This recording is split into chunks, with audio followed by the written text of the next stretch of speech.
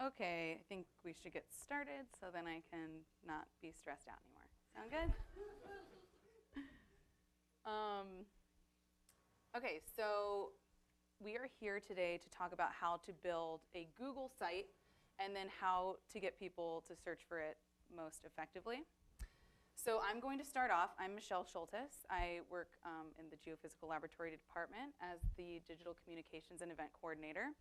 And we received a lot of interest from the postdocs on how to create a website. You know, AGU's coming up. There's always job interviews to be had.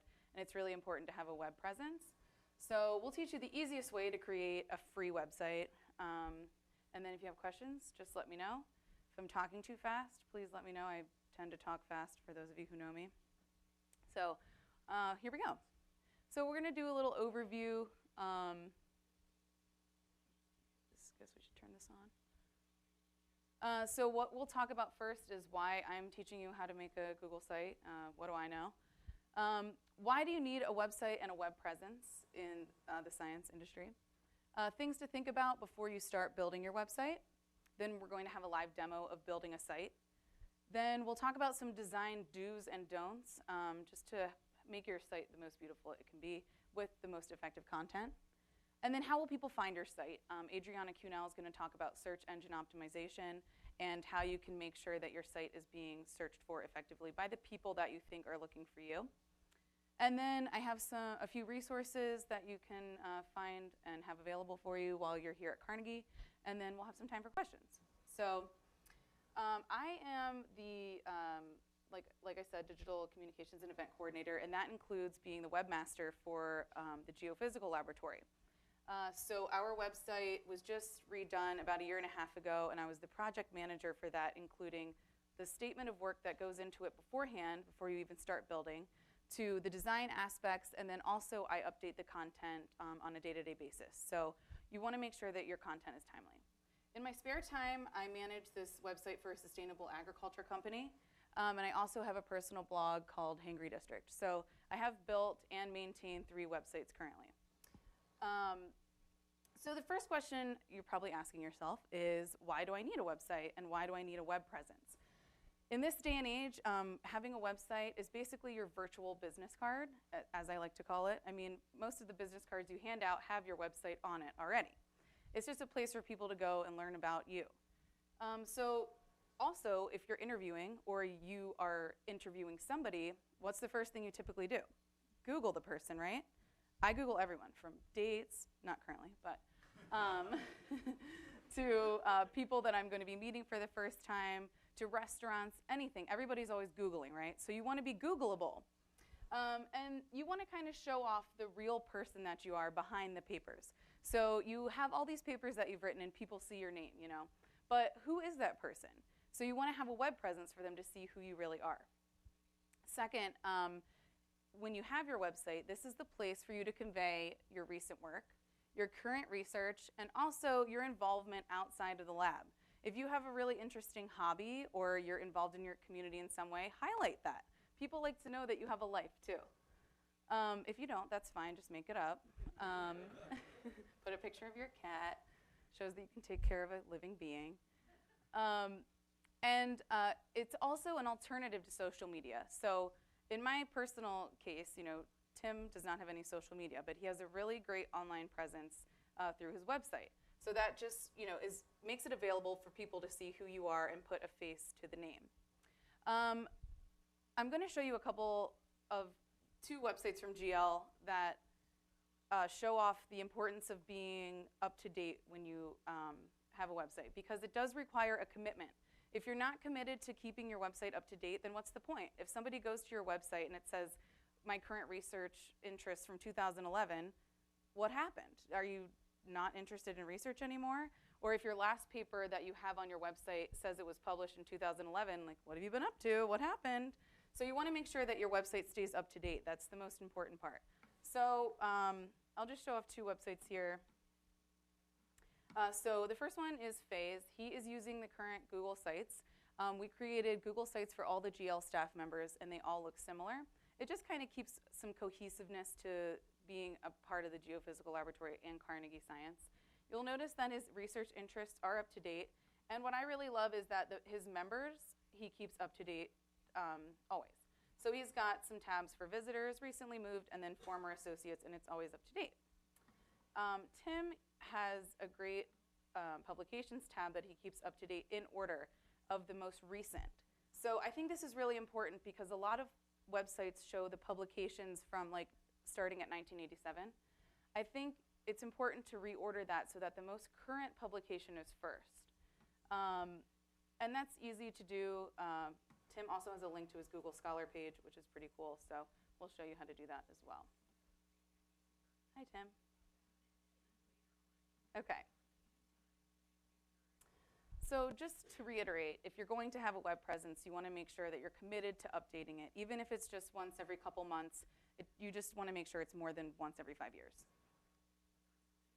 So there are some things to think about before you start building your website. You don't want to just hit add new Google site, start putting in a bunch of GIFs and images and randomly entering content. You want to think about why you're creating this website.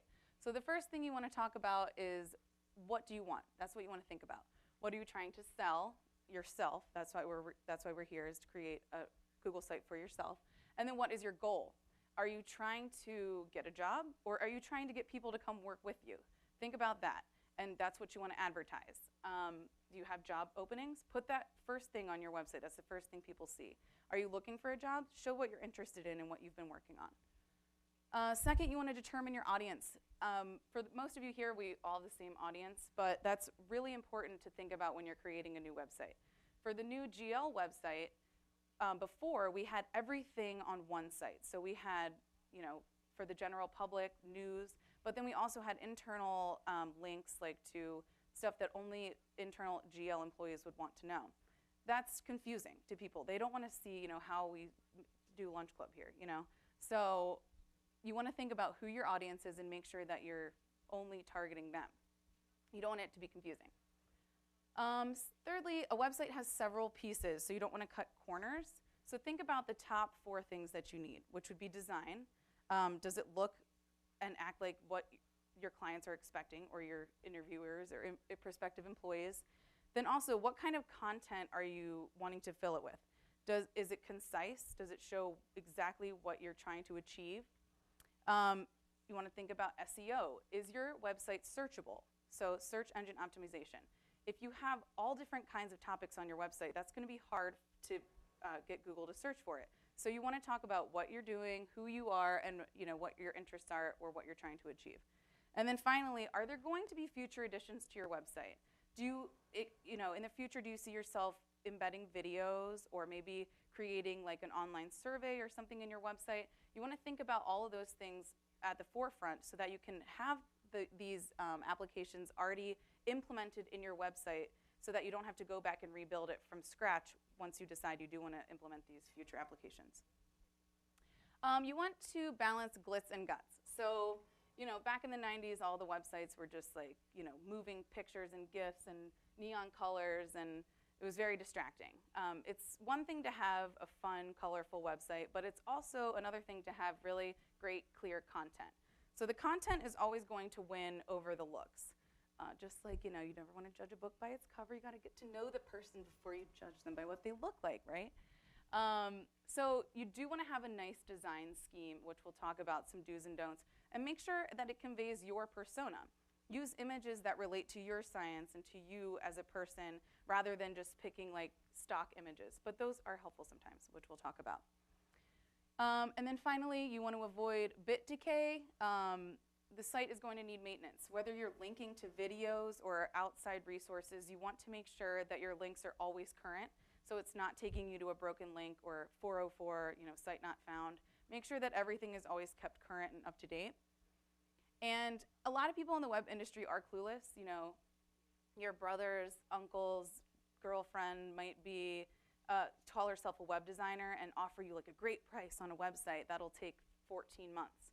And there's so many free applications these days, like Google Sites, what we're going to be talking about, that you should start to try it for yourself first. You don't want to start by buying a CMS like Drupal or Squarespace or WordPress. Just start with the basics. Get your feet wet. See what you want and what you think you need in your website before you buy something. Okay. So we're going to get started in a minute with a live demo of creating a Google site, but there are some things to think about personally at Carnegie Science. So all of you have a Carnegie Science Gmail email address. However, when you leave, if you're a postdoc, that email address gets deleted. So the first thing you want to do is create a personal Gmail email address. I'm sure most of you already have this already, but that way you can keep your website with you forever. You'll take it with you when you go, and you won't have to lose all the time that you spent already creating a website. So related to that, which we'll talk about in a minute, but at Carnegie, if you have your personal Gmail account and you've created your Google site, if you reach out to either web team at GL or DTM, we can put a request in with headquarters that you can create a URL alias. So it could be, mikegarrett.carnegiescience.edu. That way it shows that you're at Carnegie Science and it isn't the long sites.google. Blah, blah, blah URL that you'll get when you create it with your personal Gmail account. Okay, so the first thing you want to do is you go to sites.google.com and you'll notice that it'll list your current Google sites that you have already updated or created, but then it'll say new Google sites. And this is the version you want to use. It's just prettier, it has some better images and features, and they're constantly updating the new Google Sites version. The classic Google Sites, they're not doing any more updates to. So then when you go to the new Google Sites, it pulls this up. So I have created all the staff members' Google Sites, so those are listed here. But then in this very inconspicuous right-hand corner is the Add New Site button. So you click on that, and then you get excited. But there's still some work to do. So I like to be very organized when I'm creating a site because I have to create multiple sites a lot. So the first thing I do is I create a folder within my Google Drive because, fun fact, since you're using a Google site, you can access all of your Google Drive files at the ready when you're creating your site. You can pull in photos, images, anything. So I create one folder per site that has all the images, the logos, the text I want to use, the links I want to find, and that way I can just drag and drop and it's easy. So you want to get organized first. If you don't like to be organized, then you can just open up that 3,000 tabs and do it that way. It's fine. And then you're going to pick a theme. So Google Sites doesn't have 1,000 themes, but why reinvent the wheel? They have a few great themes, and you want to keep it simple. Keep it simple, stupid when you're creating a website. KISS. So anyway, at GL, we all the websites that I've created for the staff use the simple theme. It's a nice way to make everything look kind of similar. Unfortunately, you can't duplicate a site, so you have to recreate each one. That's kind of annoying, but since you just have yourself, you only have to make one. All right, now you're going to name your site. So at the top left-hand corner, you'll notice the name of your site. For most of you, it will just be your name, but you can also add, comma, postdoctoral associate, staff scientist, whatever you think is going to get you noticed fastest and easiest when searching for you. There's also a logo uploader, which I'll show you, and then we're going to start building. So that's what I'm going to show you now. I've created a dummy site of myself. And I'm going to show you what it looks like first, and then I'll show you how to recreate most of it. And if there's other things that you want to see, just let me know. Okay, so this is my site. So you can see that the first thing you see is who I am, what my job position and title is, where it is, and these are my research interests, which is just my bio. On the right-hand corner, or on the right-hand side, I've got my contact information, which is easily available. That's what people want to find usually, how can I get in contact with this person? So I put it in a few different places because I want to make sure that people can get in touch with me as soon as possible. Then I have some links down here. These are just, my social media, some important links. This is my personal blog. And then also, I just wanted to show you that you can link within your page. So this one takes you to my team, which are my cats. So we've got my resume, since I don't have a CV. And for my resume, I want to show you two options for embedding your resume. This is just a copy and paste. And then you can also embed it as a PDF straight from your Google Drive. And with this option, you can open it, and then people can save it and download it. So that might be helpful for you all that want your resume or CV downloadable. Then we have in the news, so this will be like your publications. Mine is just, all my Food Network appearances. And as we saw, my team. And then a lot of people like to kind of show where they're working. So we have a facilities page, just kind of shows a nice image of our campus and really detailed information on how to get here. We've got the map. We have a directions to campus PDF, also a campus map here, just so people, the number one complaint I get here is that, we can never find it. Well, Google exists. It's pretty easy. But this just gives them all the information they need right away. You can also create menus in Google Sites, so you can have a parent item, as it's known, and then you can have some drop-downs. But photos and videos are really easy to upload on Google Sites, straight from YouTube or from a file that you have. Okay, so you've seen what it looks like. Now we're going to build it. If this loads. Okay. So I've gone to sites.google.com, and I already clicked on New Google Sites, which we talked about. So now you see here in the bottom right-hand corner is the Add Create New Site button. So we're going to create that. This is going a little slow, so bear with me. We tried to test it. Huh? That'll just take longer, I think. Okay. So first, we're going to choose our theme. So I'm using the simple theme. You can choose any color that you want, but you can choose different images and backgrounds for your site. So one fun feature in Google Sites is you can change your image, and you can use this Select Image button, and it's just going to give you some stock images. But they're all high quality. That's one thing you want to make sure on your website. Choose a high resolution photo.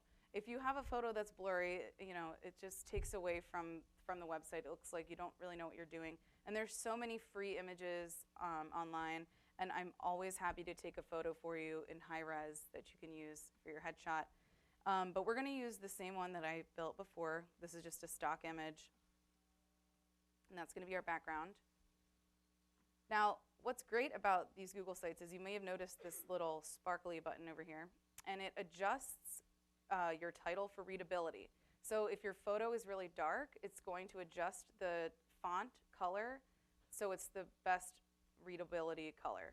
Oh, great. We'll just stop it. Okay, so we're going to just write our name here, and the best part about Google Sites is everything is just so easy. You can just move this block over. If you want it over here to the right, you just drag and drop it. Great. This is going to be so fun.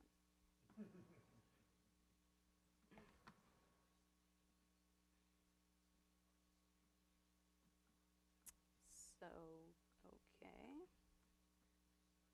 We'll start this over again. So I'm going to start by writing my name. And I'm going to drag this over so that my name fills one line. Then we're going to move this up to the top right-hand corner, because that's what most of them look like. Okay, we can't. And then you have your little WYSIWYG editor here. Is what you see is what you get. We're going to just justify that right. And you can also choose your different headers. So we're using the title option for the name, but you can also choose heading and subheading, which we'll do underneath. So for my title, my job title that is,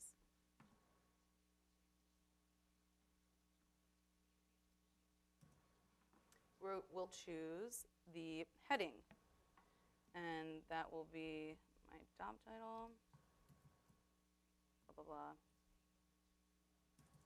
And then underneath that, we'll use the subheading just so you can see what it looks like.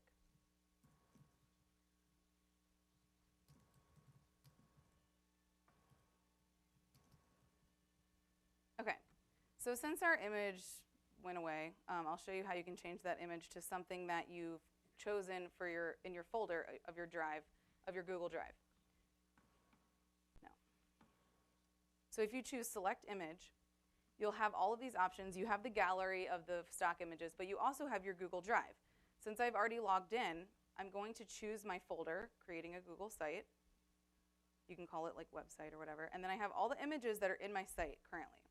So let's say we just want to use this one as our background. We can just pop that in. And like I said, it will adjust for readability so that the text, you'll be able to read the text. This might take 10 minutes.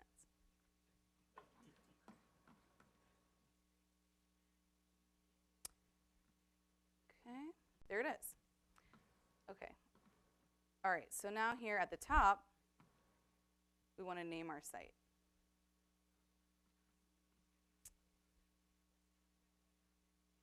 Can I get some IT? Oh.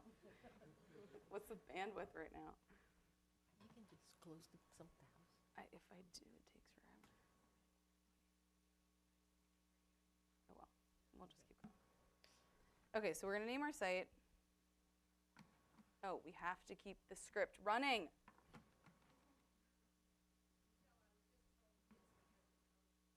Oh, great. That's all right. Okay, well, you can name your site, and you also have an option to add the logo. So that just is great for branding. You want to show, where you're at. If you're working for Carnegie Science or another university. So this part you could also, add like, chef, whatever you want. And then you can add your logo here. And it's going to pull up the same two options. You can upload it straight from your computer, or you can select it from your Google Drive. And since I have everything in my Google Drive, I'll just select it from there after 7 to 10 minutes. All right, so here's my Google Drive. Here's my folder. And then we've got the Carnegie Science logos in here. So I'm just going to use the general Carnegie logo. And then it'll just pull that up there. And then you have your nice little header. Okay, so one little trick you can learn is you can insert things over here using these insert buttons, like a text box, an image, you can embed a URL, and you can upload files. But a little quick trick is you can just double-click your mouse, and it brings up all of those options right away. So I'm going to choose a text box, and then I'll just copy and paste this information that I already have here, which is also in my Google Drive. That you could just use. So I'll put this here. And then I'm going to double click over here again, and I'm going to add an image from my Google Drive. And I'm going to choose my headshot.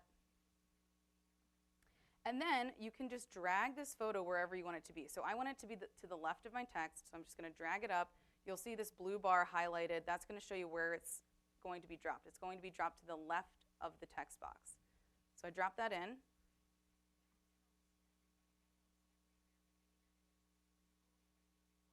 This usually is much quicker, just FYI. It took me no time to make this.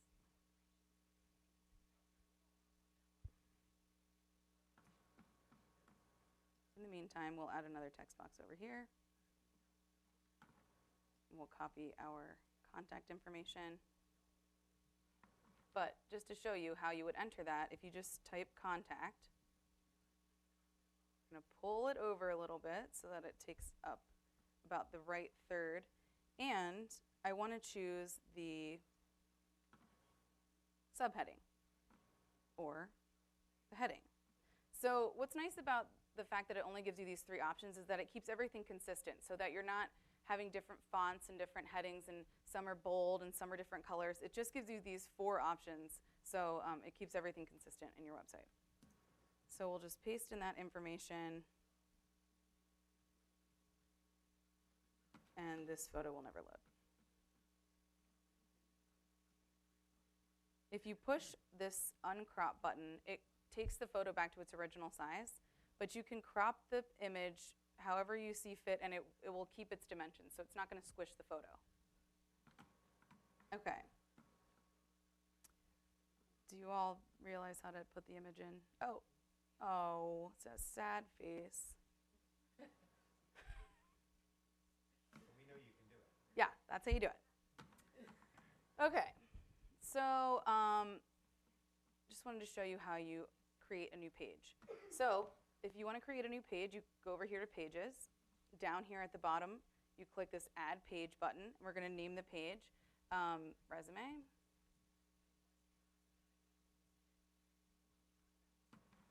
Now, if you want to reorder the order of your pages up here, which you'll see in a minute, the initial page is always going to be called Home also.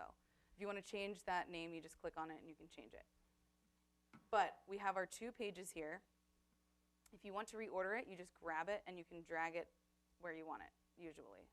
In this circumstance with this old computer, it's not really working. And it's always going to default to the background image that you started with. So if you want to change that, you just change it the same way by uploading an image or selecting one from your drive. All right. We're going to upload a file, and we're going to do it from our drive. So I recently added some things. And we're going to upload my resume. So this is how you would upload the PDF version of a file. So then you'll see it here, and you can just grab it and pull it down if you want your user to be able to see the whole thing. But doing it this way will allow the user to download the PDF if you want them to be able to share it. Otherwise, you can just double-click, add a text box, and then copy and paste your resume or CV. If you want to reorder the way that you've added text or PDFs, you just grab the text box, scroll up, and then using that blue bar again, you can move it to the top. So, I mean, it's really user-friendly. You just grab what you want, move it to where you want. You just move the size of it. It's pretty easy to use. Okay, so now we will go to, if this works, I'll show you how you can create the drop-down menu. If you add a page,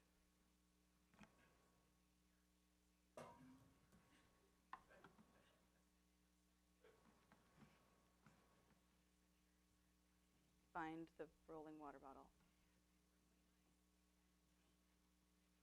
This is just great. You refresh and force things to happen.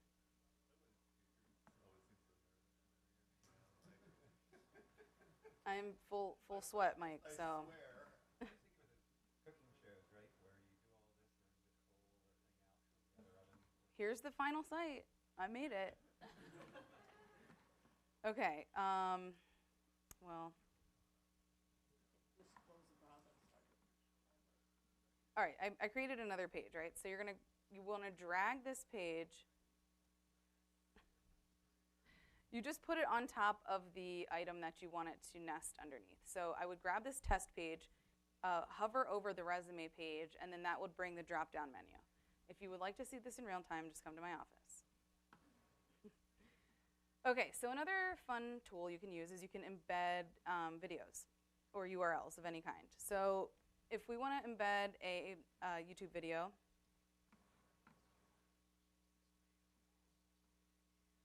this will probably take so long. You just copy the link. Here's my YouTube channel. If anybody wants to learn how to make a Game of Thrones feast. You paste the link in, and then it'll take a minute, and it's going to give you a little preview of what you'll see, and then you can just insert that. I think that's really easy and convenient. When you publish your site, it'll give you the option to pull up the YouTube video in a full screen, or you can just watch it straight on the page. You can also do the same thing with photos. You can upload photos directly, or if you have an album in your drive, which I think I do. If you want to add the whole album, it doesn't look very pretty, but I just wanted to show you how you can do it. You click on the folder, and then down here at the bottom it says insert, and that's going to insert the whole folder. So you can insert that there, and then you can make it full screen just by dragging this over.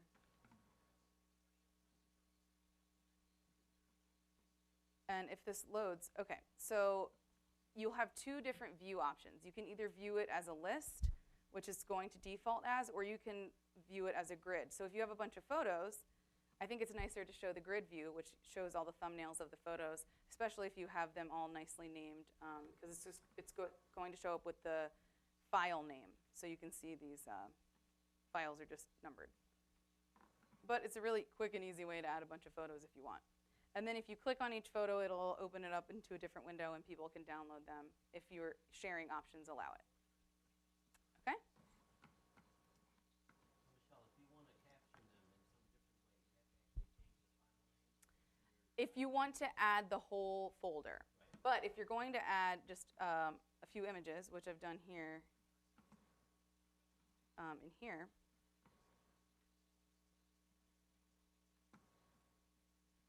so this, I just clicked all the photos that I wanted. And you can add a caption, and I'll show you how to do that. But another important thing to do, especially for search engine optimization, is there will always be an option when you add a photo to a website for alt text, which is alternative text, and that's the text that's going to be searchable. So if you want people to find the best image of you, make sure you type in that alt text, Michelle Scholtes, and just upload it like 17 times, and then that'll be the one that shows up. Okay, so if we want to insert another image in here,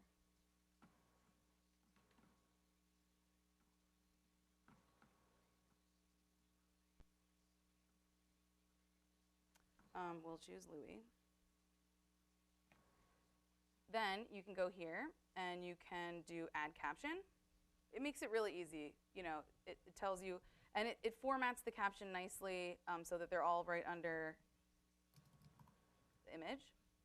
And then that's where you'll also find, oops. So if you double click, you can zoom in on the image really easily and zoom out. And then we also have this full uncrop button. So if I were to crop this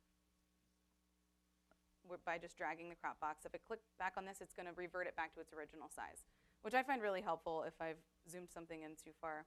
And then if you click on this 3 dots again and you click add alt text, this is what they're going to find. Okay? So that's where you add all your text, and that's the searchable text. Okay. Yeah. Is Louis the cat also searchable? Yes. Since I just added that. Alt text. Yeah, Louis the cat will also be searchable, but if you add that alt text, that's what it's going to look for first. And Adriana will actually talk more about that. All right, so we've gone over how to add files and videos and photos and some other fun things you can add. I'm not going to add another page because that clearly is just going to take forever. But if you go to insert over here, you can add a map. So if you want to make sure people know how to find your office or your place of work, you could just type in the address.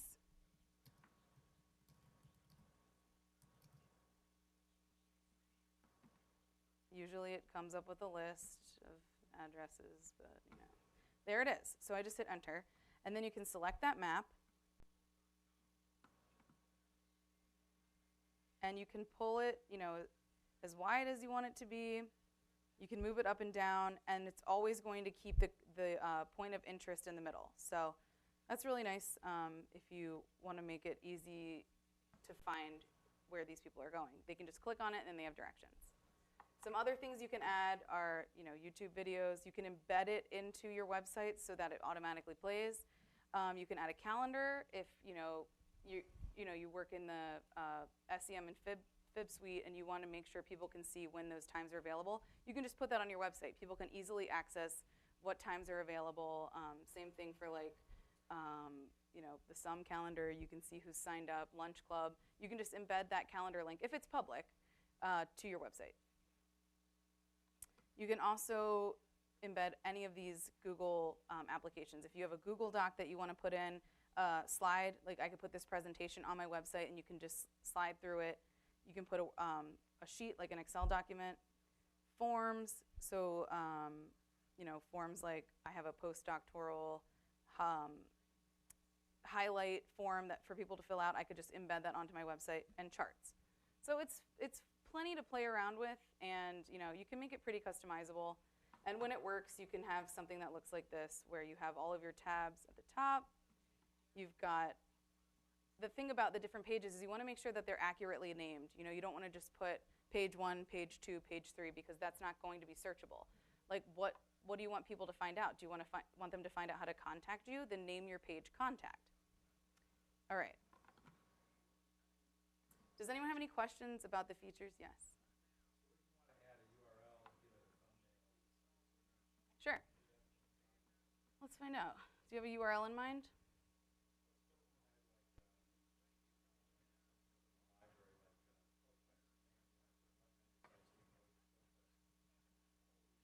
.com?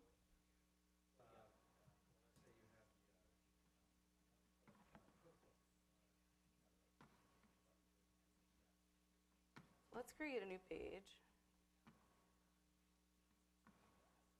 Okay, so it's impossible. So we'll go down to the bottom here and we'll double click and we're going to hit the URL button. So then we type in, and that's going to give you a preview. Now whether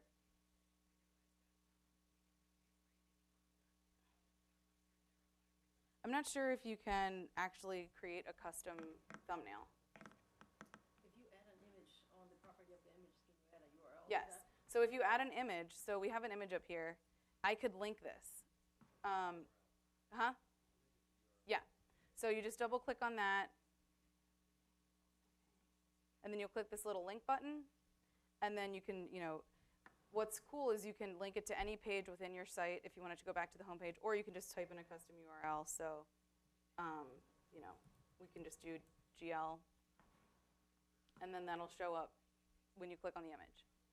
So on your bio, you had it looked like you had a hyperlink to your Angry History blog there in the middle. Yeah. You can also link text. So you would just highlight the text and say insert URL? You'll highlight. I'll show you how to do that too. So we'll go back to the home page. Come on.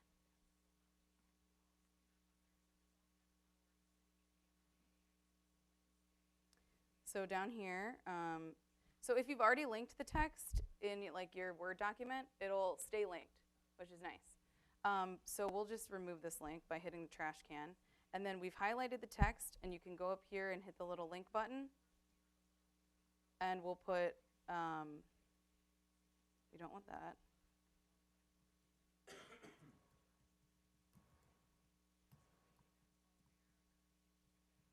And then you hit apply, and then it'll link for you.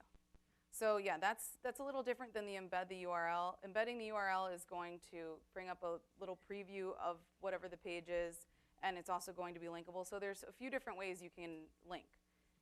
This little link icon is your friend when you're linking. Okay, Tim? Is there some way you might be able to see what your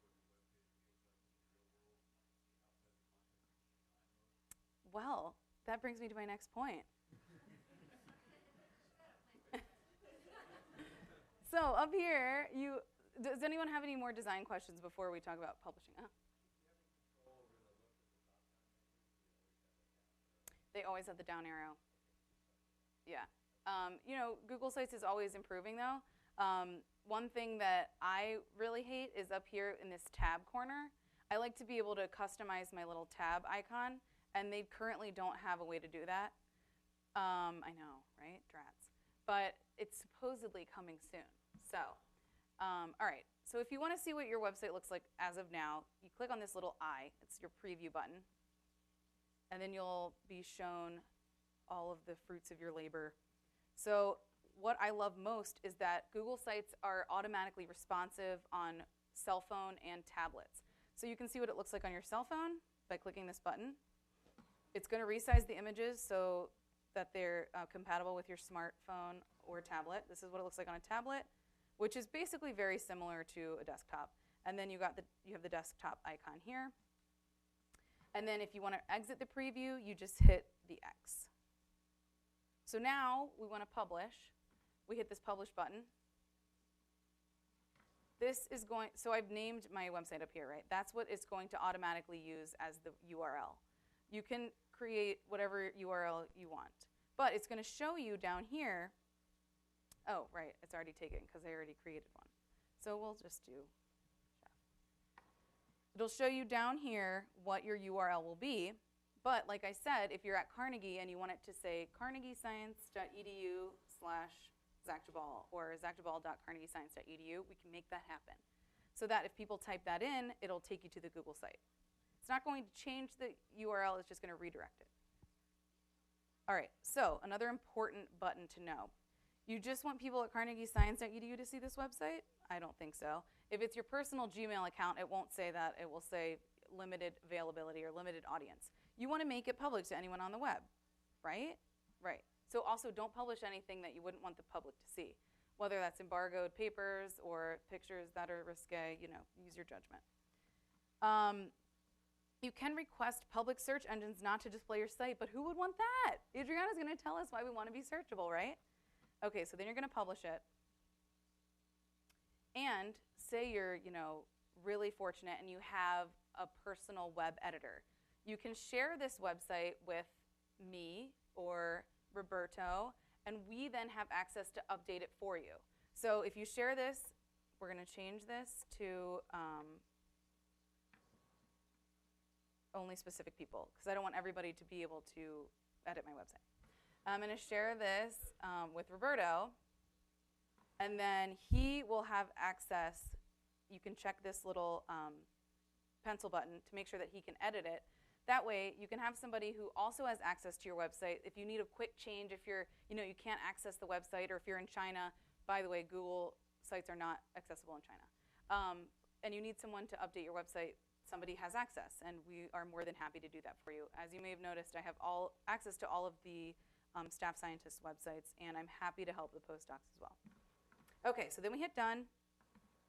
Now our website is published. You can find out by clicking this down arrow and then going to view the published site. When you view the published site, this is also going to give you the URL that you can share with the world if you don't want a URL alias. If you do, just let us know. And then there you have it. You've published your site.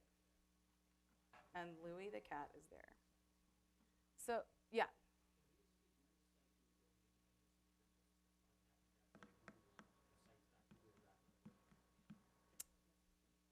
Yes. Yeah, there's definitely a way, and I think you're going to be talking more about the analytics and things like that too. But we'll be able to help you if you do have a domain name that you've already purchased. There's got to be a way. It's not hard. It's really. Yeah, it's probably in the settings over here. Yes, yes. So we had an intern helping us with the Google sites, and they just transferred all the ownership to me. So, and you can, if you're the owner, you can also delete people that you've given access to in case they screw everything up.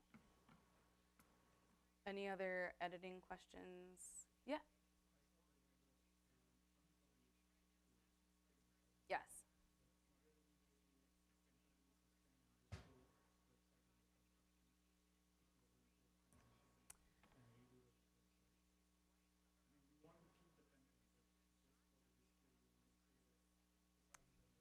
Good question. So if you have published your site and you want to make changes, it's not going to update in real time. So it'll show what you had before, and then you can make as many changes that you want, and it's not going to show the changes until you hit publish again. So if you already have your site up but you want to revamp it, you can work on that for as long as you want. It'll just show the old site, and then once you hit publish, it'll be your new site. So if you wanted it to say website under construction, you'd basically have to delete all the content and just put that on the front page. So I wouldn't really recommend that because you'd lose all your information. But And you don't have to save it every time. It'll automatically save. it'll save your draft in a draft form. So it's not going to save to the world until you hit publish. All right. Well, that's how you create a website. You know, it's pretty easy to use, and if you want some one-on-one training or a tutorial, I can help you. But there's also some resources that I can show you about. So I talked about who will see the website. You want to make sure it's public, and then if you want to create a URL alias, let us know. And then when you leave, we can unlink that from Carnegie Science, and it'll just be back to your sites.google.com/MichelleScholtes. Just a couple design do's and don'ts, since I couldn't really show you all of the capabilities on this ancient computer. This is something I live by. Always be branding. If you are creating a web presence for yourself for a professional reason, you want to make sure that it's branded in a way that shows off who you are. Your images, the colors that you choose, any kind of font or videos that you want to use, you want to make sure that it's branded to you. You don't want to have a lot of links to other pages that don't really mean anything to you, like if you just like going to nationalgeographic.com and you're linking that, like why? What's the reason? You want to use high quality images. We talked about that. Avoid a lot of white space. Sean mentioned one thing that we both share a hatred for is floating photos.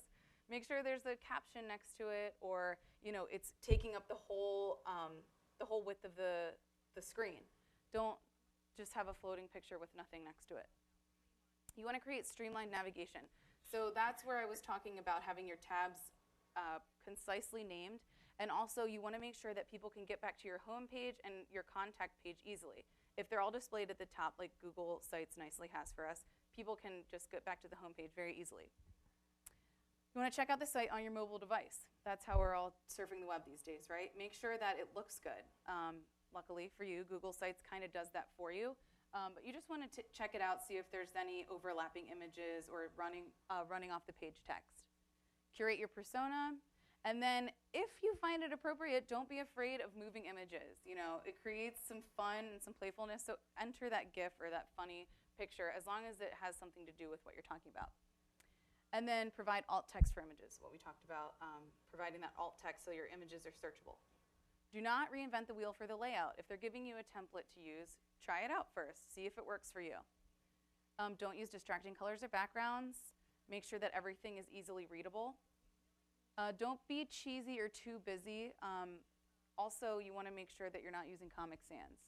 I'm serious. People will judge you for this.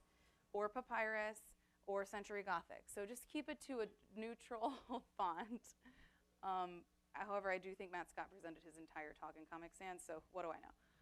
Not here anymore. Exactly. And Don't. how that worked out. Yeah. Don't use Comic Sans, people. And don't publish any content that isn't, I said aren't, but isn't, ready for the public to see. Screenshots are real. Nothing is deletable on the internet, okay? Don't embed videos that play automatically that are so long. If you want people to watch a quick video, make sure it's like 3 minutes or less, 5 minutes tops, but keep videos short. Okay, so then I have some resources for you. Basically, you can just YouTube Google Sites tutorials. There's like 1,000. If you want to just kind of, there's some really short ones that just kind of refresh your memory on all the tools that I showed you. I have a folder of all the Carnegie logos and images, like the aerial shot for the Broad Branch Road campus, the Van de Graaff building, all the departmental logos, stationery, business cards. If you want access to that, just let me know. And then if you want nice high quality images, don't feel like you can't use those stock photos on Google. That's what they're there for. So I'm going to hand it off to Adriana, who's going to show you how to get your website searchable. And are there any questions before I do that? Yes, Steve. When you're working on this, is it auto-saving? Yes, Okay. just like a Google document. So there's not that fear of your computer turning off and you've lost all your work. Mike? What do you get with a paid site that you don't get with search? Like, is there anything that's really obvious that would be worth paying for? Well, you get typically what you pay for is your domain. If you want mikegarrett.com, that's the first thing you want to pay for. But if you're paying for like Drupal or WordPress, I mean, it's much more highly customizable with like the backgrounds and the themes, and you also always get like a nice footer, which I kind of like on a website. There's probably a way you can do it in Google Sites, but for the most part, I mean, these days there's so many free services for making a website. Unless there's something that you want to collect, like a membership database in the back end of your website, or you want to have web forms that you can export, those kinds of things are available through a paid CMS. But for the most part, I think this really does a great job for simple sites. Mike?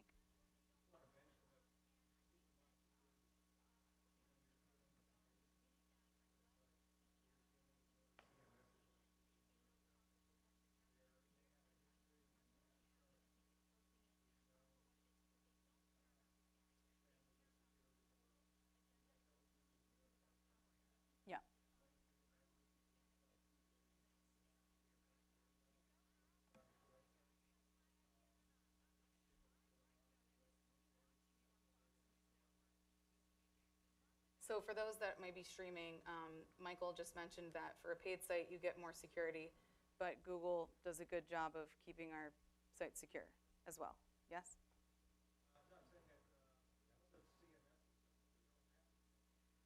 Oh.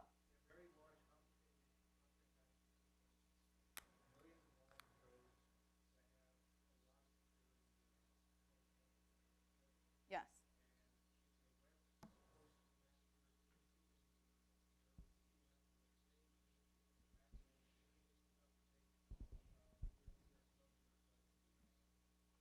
So flip what I said, just use Google. Actually, one of the websites that I also manage, we got hacked last year, and it had some streaming movie like link that they hacked into our code. So we just had like thousands and thousands of users accessing free movies on our website, and it just ruined all of our analytics, and people couldn't sign up for their user membership. So yeah. So don't pay, Mike. Yes, John.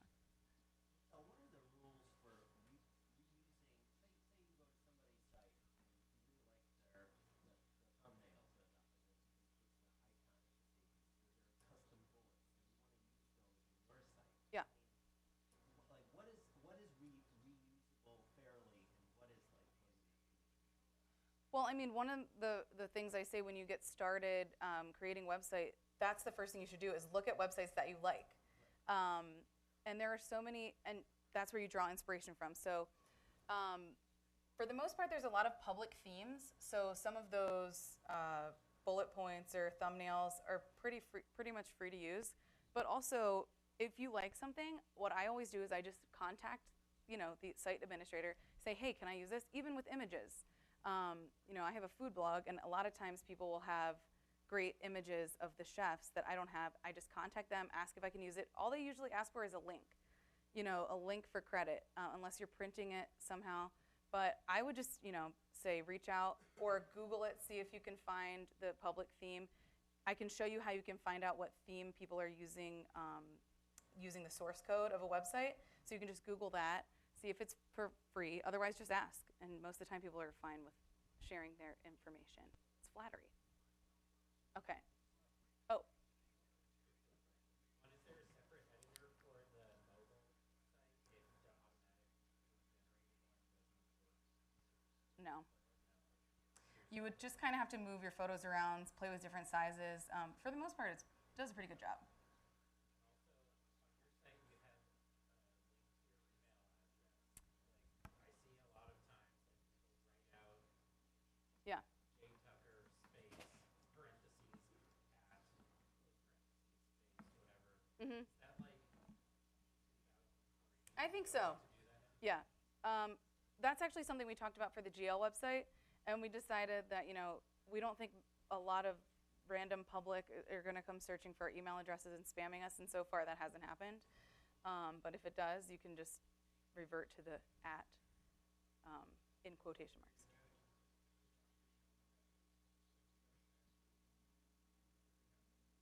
Yeah.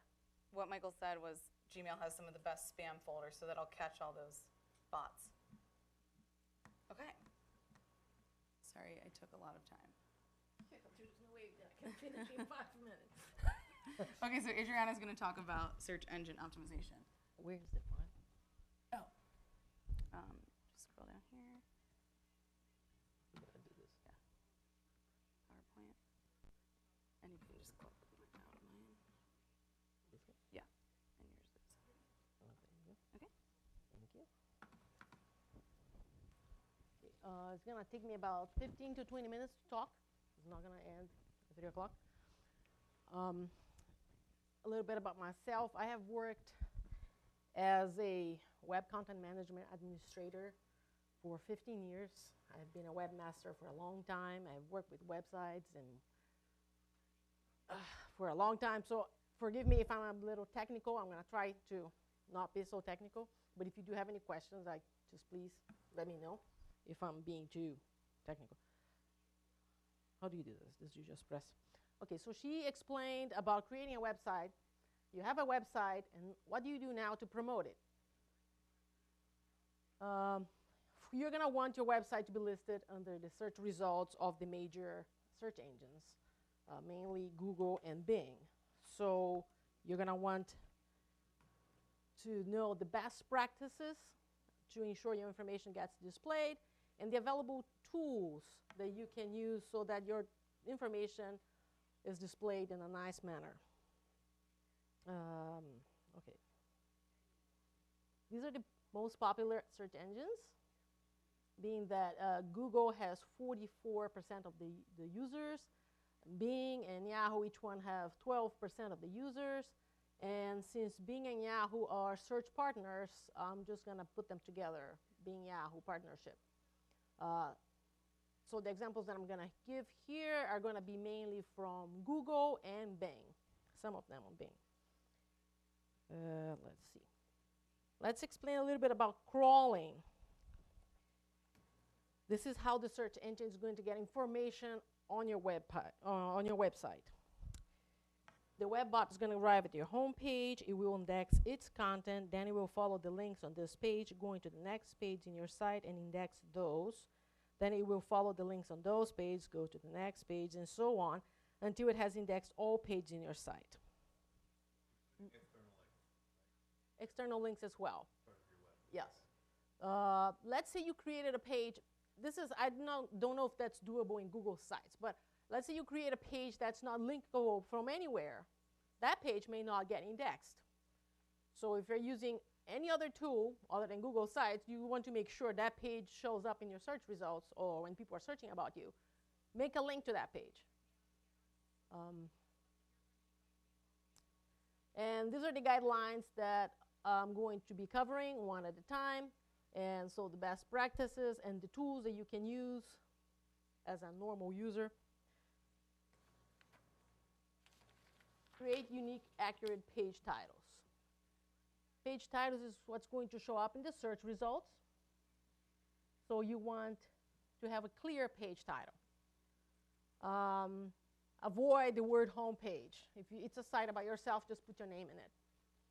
And also avoid page 1, page 2, this kind of generic names that are not explaining what the page is all about.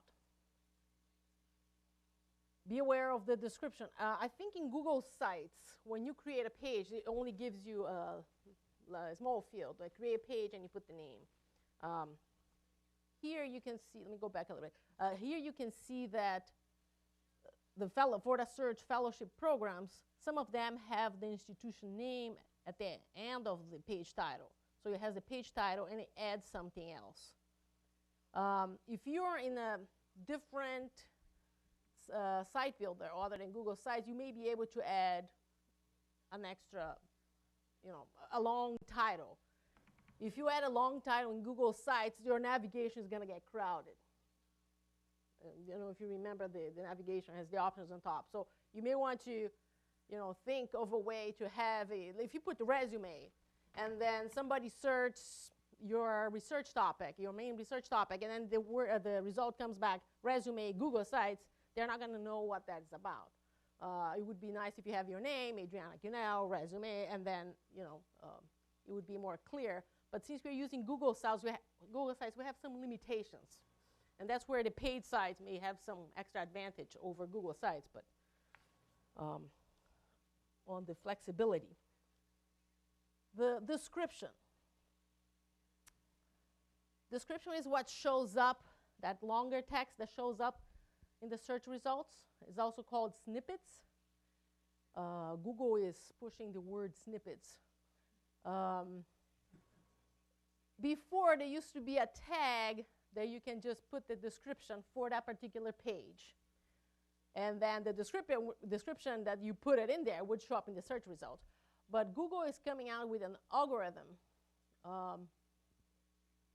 to create that text. So it may not only come from the description tag, but it may come from the title, the content of the page, and the description tag. It can be included in their algorithm to create that text. So let's look at I don't know if it's clear. May not be that clear. But let's look at a example here. I created a website, and I published that website.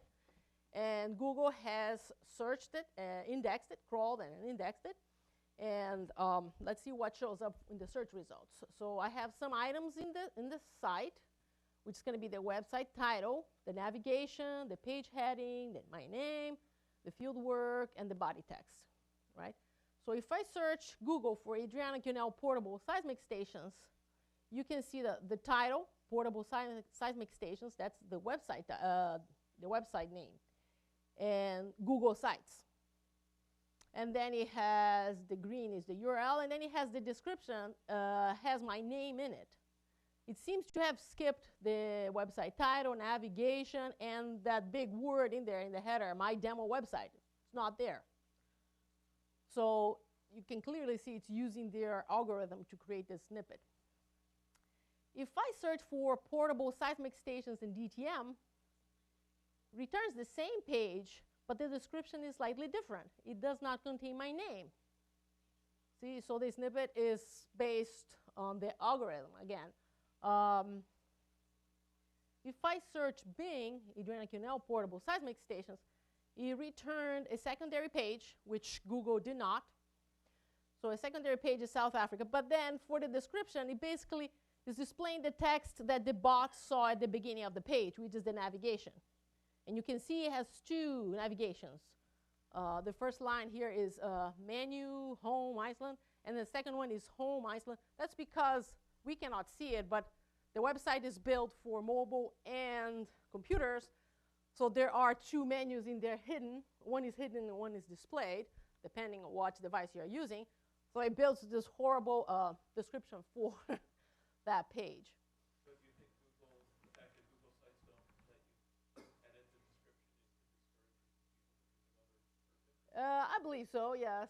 Google Sites, I hope they will improve, and I hope they will add more features, because I tried to create this website and, I was like, oh my gosh, this allows us these nice things, but the customization of the back end or you can't get to the HTML header, you can't get to other tags that you would want to. In any case, this is about the Google algorithm to create your snippet. And Bing doesn't have an algorithm at all, so it just shows you whatever comes in the page. Going back here a little bit. So if you're going to create a website, I suggest the first paragraph to be a text that's relevant to the page, but is relevant to yourself as well. At least Google, when it crawls it, it will have like some meaningful text to display in the description. Adriana, how long does it take for Google to crawl your site? We'll get to that. Yeah, we'll get to that. If you just create a website and publish and you don't do anything else that I'll mention, it may take a few weeks, several days, a few weeks. That's Google. Bing may take months to get to your website, and other search engines as well. It may take a long time for them to get. You're creating a Google site, so they may want to index that quicker. But there are ways that you can speed up that process. Where were we here? Be aware of the structure of your site. So your site is going to have the home page, and then it's going to have directories. In Google Sites, every time you create a page, it creates a directory for you. Right? So if you create a publications page, it's going to create a publications directory, and that's going to be reflected on the URL of your page. In the third example, I have the Hawaii under the field trips, so the URL gets longer and longer. I don't suggest going deeper than that level, and you will see why. I also recommend that all the front pages of each directory have something, because each URL, you should be able, in the URL, you should be able to remove parts of it and get to a page.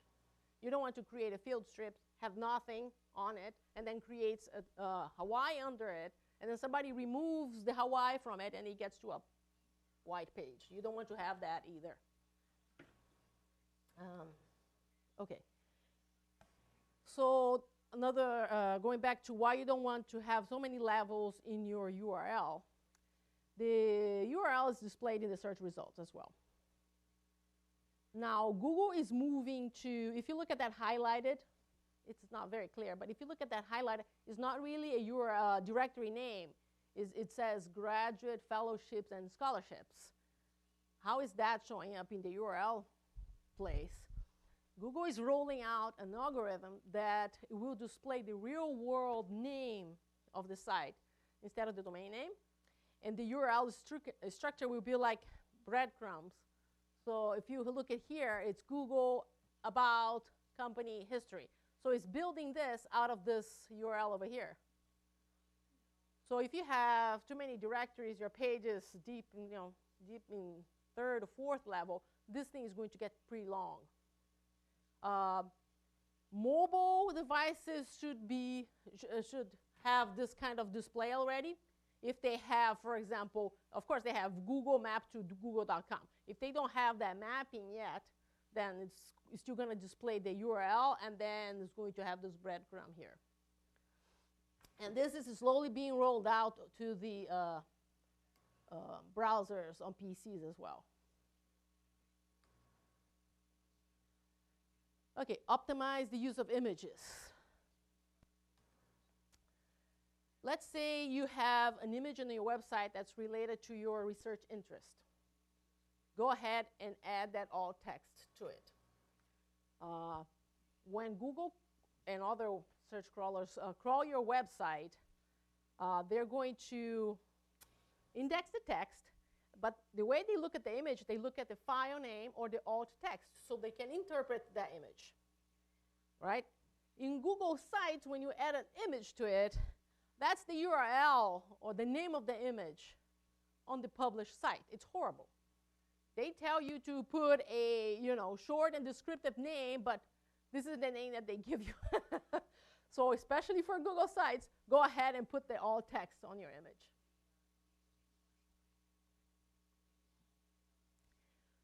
Submit your website URL to search engines. So as we talked before, if you don't do anything, eventually your site will get crawled. But if you want to speed up the process, there are places where you can go, Google and Bing, so you can submit your URL so that they know that they have to go to that address and crawl it. So here's, we can provide this presentation for everybody so you guys can have this address. So here's the URL that you use for going to Google. You basically have to paste your URL name, the website here, confirm that you're not a robot, and submit, and you're good to go. And that's all they give you. It's this little confirmation over there. The same for Bing. Oh, so in Google, it may take a few days. 1, 2, 3 days after you submit the URL. They're pretty fast at indexing when you request. And with Bing, you do the same thing. You put your URL over there, not very clear, confirm that you're not a robot, submit, and then you're done. But in this guy, you gotta wait a few weeks. For me, it took me a week and a half on that test, the demo site. And then when I had first created the site, it had some test information, right? Test text. So it first indexed that one, even though the site had been updated. So Bing is a little slower. And when you submit your URL to Bing, you're also submitting it to Yahoo. So really, you just want to submit to Google and to Bing, and then you are covered with most of the search engines. The other ones, there was Ask and AOL, they don't really have a place for you to submit. So eventually, they'll get to you. Yeah. The next topic, indexing instructions. Yes, yeah, okay, indexing instructions.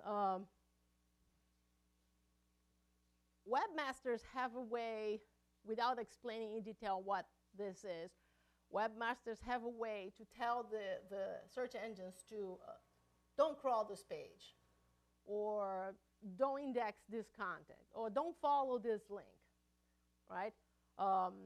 But this is more, you have more control. This is when you have more control on the HTML side of the content. Google site, you don't really have that kind of control, right? So we're going to pretty much skip this guy here. what you can do in Google site is turn on and off the crawling of your whole website. When you first click that publish button in Google Sites, you're going to be prompted here with the options of publication. So remember, Michelle talked about anyone at Carnegie or anyone on the web. Underneath, there is an option to request public search engines to not display the site. And when I talked about the options that the webmasters have to tell the search engines to crawl or not, search engines that are respectable, such as Google and Bing, they will obey those instructions. So those two search engines should be able to obey this request. But malware crawlers and other kinds of crawlers are not necessarily going to listen to your request. But anyway, for the major search engines, you have this option here to tell them to crawl or not crawl. Let's say you publish the website, you want to see how it looks, but you're not ready to go prime time. So you just check that option over here, and then when you're ready to go, you just uncheck that option. After you have published the site, you can always go back on Google Sites in the top menu, the publish button. If you click that triangle, it should show up here under publish settings. Oh yeah, this. Now these are the advanced tools. We could stop here. You should be good enough by submitting your URL to Google and your URL to Bing. But if you want to get more advanced on your control of the results of your page, then you can use the webmaster tools. Google used to have a webmaster tools called Google Webmaster Tools, and as soon as Bing released Bing Webmaster Tools, they renamed theirs to be Google Search Console. So really those things are webmaster tools. But now we have to get used to this new name, Google Search Console. Okay, so we have Google Search Console and Bing Webmaster Tools, and the other search engines don't have anything like that. These are some good features why you would want to use those tools. But for this presentation is basically if you want to get your site indexed immediately, you want to register your site with those tools. The thing is that if you want to register the site with those tools, you have to verify ownership of them. And again, you don't have access to the HTML in Google Sites, so you can only really register with Google by using Google Analytics. Google Analytics, then. So let's turn on Google Analytics on your site. That way you can use Google Search Console. Google Analytics. If you go on the three buttons there on the top menu, you're going to see these options. One of them is Site Analytics. If it's the first time that you're looking at this Site Analytics, you're going to be prompted for create an account in Analytics. If you have done some already, you just have to put your tracking ID in there, your existing tracking ID. I created a site, and when I tried to edit another site, I had a hard time figuring out where was this tracking ID. So it's really hard to find. In Google Analytics, you gotta go deep down into the admin interface, search for a website that you already created, expand the tracking info, then in one of the options is gonna be the tracking code, and then you can find your tracking ID. That's if you already have done anything with Google Analytics. So now that you enable Google Analytics in your Google site, you can go back to Google Search Console and submit your site to be one of your sites to manage in their tools. You put that URL in there, and then it's going to ask you to verify. If you're using the same account, the same Google account to do Google Sites, Google Analytics, and Google Search Console, you should have any problem. And Michelle had a problem, and you just mentioned that there was a postdoc that created this website. This person probably needs to transfer the tracking ID ownership to you. No, I don't think I have the editing rights for the GL site. Well, whoever has the editing rights for the GL needs to add you as an editor or the tracking ID, so that way you can enable that thing on your website. So anyway, if all this is in sync and you're the same account and nobody else owns the tracking ID, you should be good to go with Search Console, Google Search Console. And again, Bing has a similar tool, but we are not able to verify ownership of our URL using Google Sites. So for now, unless Google changed some settings in your Google Sites, we can't optimize or speed up our indexing by Bing. And that's it. Question? Yeah, go ahead.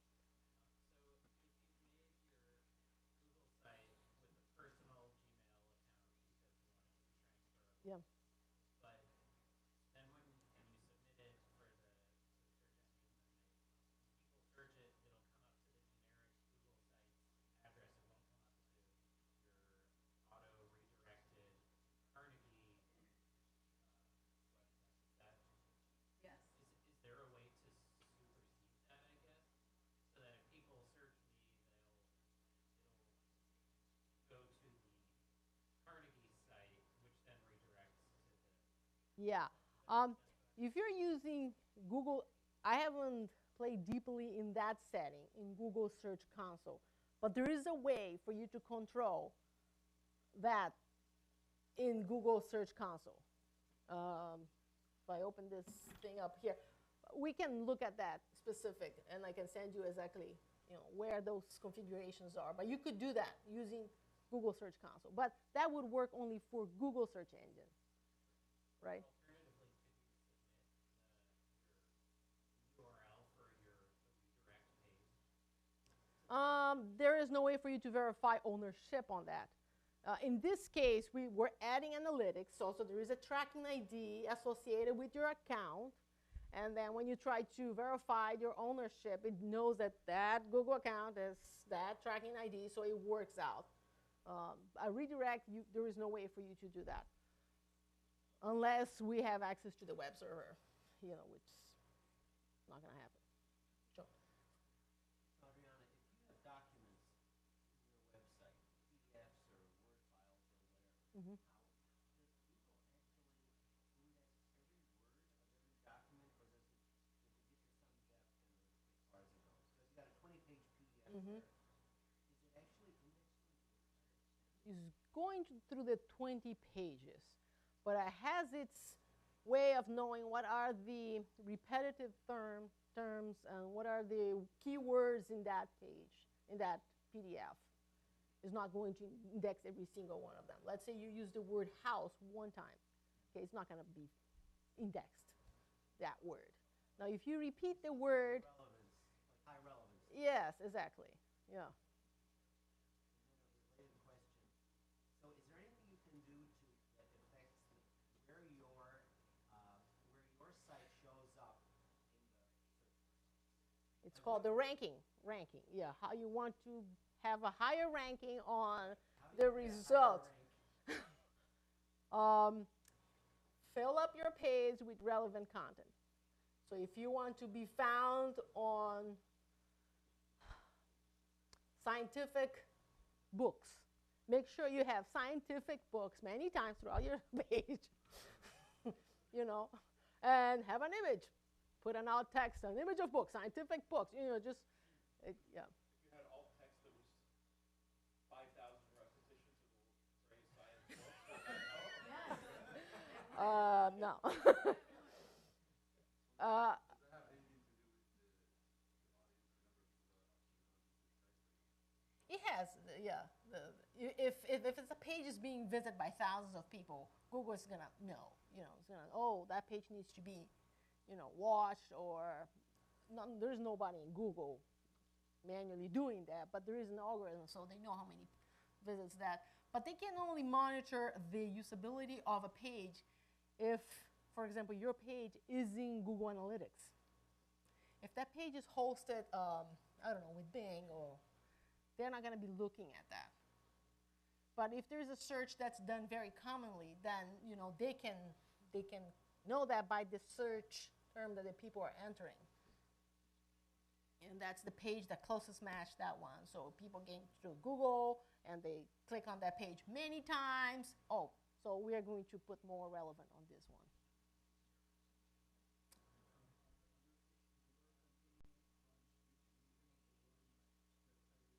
Yeah, yeah, yeah, yeah. That's a pretty good tool, especially if you're using Google Sites.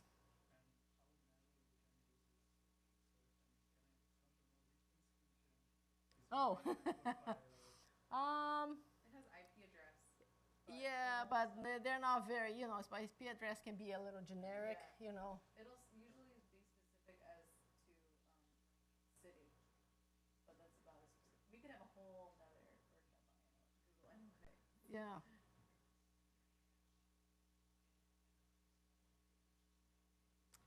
Any other questions? So it seems like the utility of that Search Console is to have the changes to your site recognized immediately and have your site indexed immediately. Is there more beyond it? Yes, actually. I had worked with Search Console for a while at the academies, but recently when I went there, they have some new tools, and it's really amazing. You know the snippets, that text that shows up under the search results? If you have control on the HTML part of your website, you can do amazing things. Like you can put, when somebody searches for your name and your page returns, you can add a little video, a little image. You can have a structured data, not just one text. They go flat. Those are called rich snippets. So you can have control over that. But in our case, Google Sites, we didn't really have control at all of the HTML part of the site. So you couldn't really do that. Now they released a new feature, I think it's called Highlighter in Search Console. So let's say you don't have control over the HTML. I haven't tried that. But you have several pages, and all of them follow the same pattern. The title here, let's say a list of events. Okay, the title of the event here, and the date and location here. So you select some of those pages and highlight, this is going to be the title, this is going to be the title, this is going to be the title. So Google is going to be smart enough to know, oh, the pages that are under that directory follow these patterns. I'm going to create a rich snippet for you, for your events. I haven't tried that, but that is pretty neat, because if you don't really have access to the HTML part, then you could use that to create rich snippets. So there is some advantage of using that tool.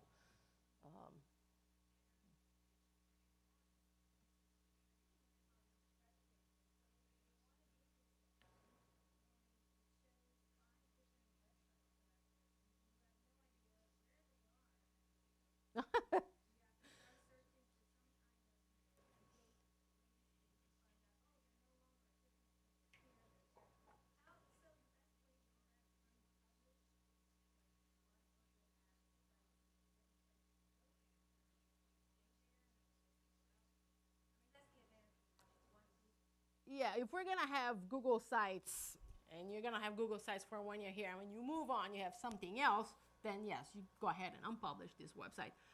Michael tried this feature where you can, even if you're using the Carnegie Google Sites, you can make a zip file of all your site, and then you can transfer this to somewhere else, maybe to your personal Google.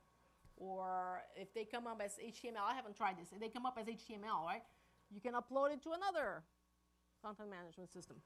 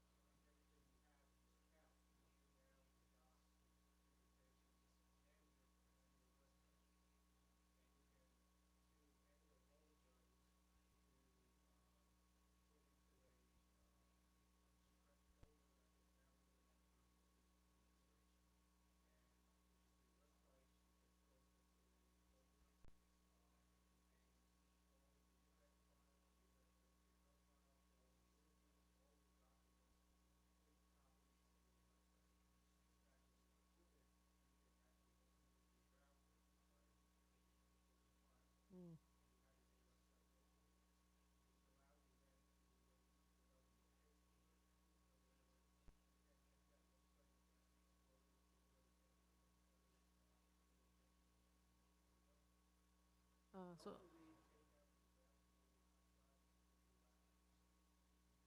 Hmm. Okay, so Michael talked about using the Takeout app within the Google Suite to move your website content, download your website content as a zip file. Would that let you edit, for example, Oh, you could. Something to try. and yeah, if you use Google Sites to design the page, but then you just download it and then it tells you yeah. Yeah, but it sounds like the advantage of Google Sites is how easy it is to design, and Adriana just told us all the disadvantages of it for search engine optimization. Well, you just need to be aware of those things so that you can, the little things that Google Sites offer, make sure you're using, like the alt text, like the publish, like putting the paragraph at the beginning. It still finds your page on the first page of Google. It's just what's displayed, even I'm the only Larry R. Nibbler in the world, so Yeah. I always end up on the front. Something to try. The thing is that, let's say I could download the whole thing, change the HTML header, and then upload into Google Sites. Would be interesting to know or to see if Google Sites actually overwrite what you just added to the code. But I don't think you can even add code. But if you download the whole template, How do you re-upload it? oh, that's something to try. You don't have the option? Oh, okay. But you couldn't upload as a template? Does Google Site allows you to create a site from a template? Anyway. Yeah, yeah. So I understand that we have unlimited storage. Yes. What are the limitations if I'm just creating a Google site on my personal account where I can start I think it's 15 gigabytes. Yeah. But 15 gigabytes on everything, not only website. includes your drive and your Yes, email? that's everything. Yeah.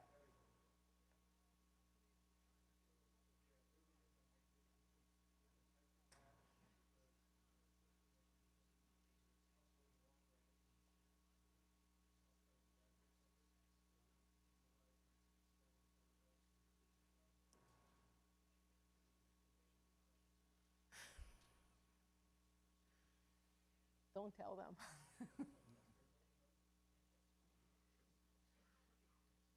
Very well. Any other questions? Yes. I found difficult when sometimes I search for person's Mm. name. There could be like pop stars and really musicians coming out with different backgrounds. I can't search for names, and I was told if you add a geologist or geochemist in there, how to find this person. So when we are designing our personal page, is there a way to like put somewhere like know what field you are in so people can easily find it? Again, the alt text of the image do a lot for the images. If we had control over the file name, that would be great too, but we don't. In Google Sites, we don't have. You know what other people do too is they pay Google just to make sure, your content shows up first. If you want to pay, I think you pay was like $5.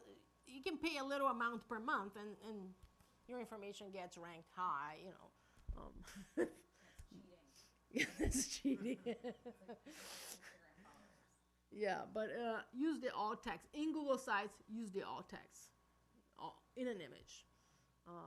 You can put your name, and you can put the field or the research interest, and put, like, for example, if you want a picture with your name, and then you have several pictures with the alt text of your research interest. So if somebody searched that, and in your page too, you just make sure you put those words.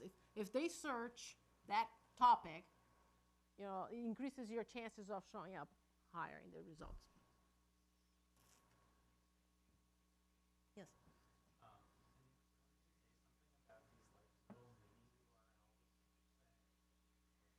The bit URLs. Yeah. Stuff like that. Like sometimes I've used something like that in like an email signature Yeah. or my CV or something like that. So I don't have to type out the full thing. Are those permanent? Are those regenerated? Yeah. Bit.ly. Yeah. That it'll shorten any length. Yeah. It's used mostly for Twitter.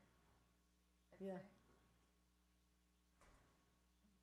And just make sure you keep them up to date. Let's say you created a tiny URL and then that page that it was linking to is gone, then, you know. A lot of like social media platforms like Twitter and Instagram now will shorten the link for you. If you type a link in, it'll shorten the link. But I think the only benefit is just that you don't have to type out a long URL. Yeah. Okay, I think.